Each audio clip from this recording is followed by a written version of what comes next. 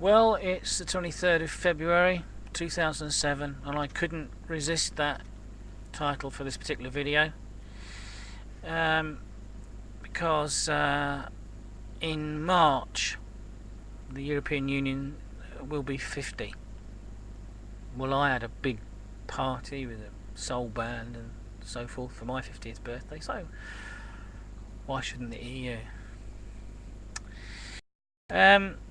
There have been some behind closed doors talks on the future of the European Union's proposed constitution. The conclusion they draw is that referenda are to be avoided at all costs. Well, I mean, that would smack too much of democracy, wouldn't it? Senior diplomats from member states have begun negotiations to try and find a way forward after the French and Dutch rejections wrecked the constitution in 2005.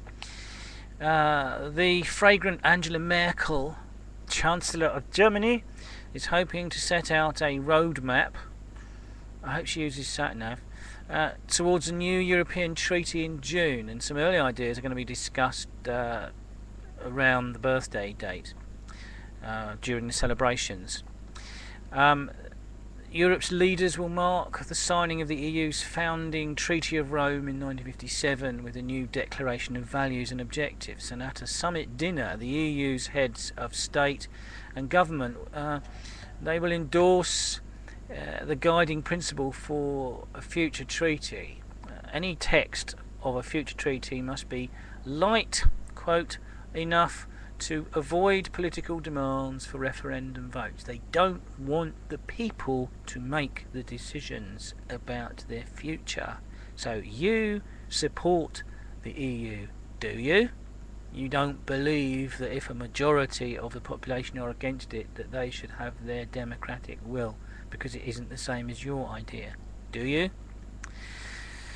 Well, the new direction will suit the French presidential candidate Nicolas Sarkozy, or however you pronounce his name. He's the favourite. He's called for a mini treaty that can be ratified in the French Parliament, so he doesn't want the French people to have another opportunity to say no. The Dutch Prime Minister, I won't try and pronounce his name, is seeking something which differs convincingly, so you've got to convince the population, in content, size and name, from a constitutional treaty which was rejected. So whatever is agreed mustn't be called a constitutional treaty, because the people might realise what it was about and vote against it again.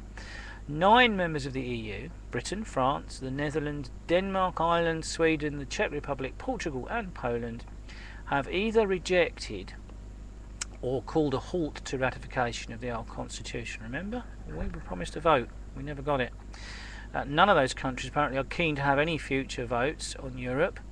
A senior British official, unnamed, I can't name him, is quoted as saying the lessons are from Maastricht, Nice and now the Constitution that you tend to lose one or two. Well, that would never do, would it? That's not democratic. He said it's not in Europe's interest to have another round of referenda.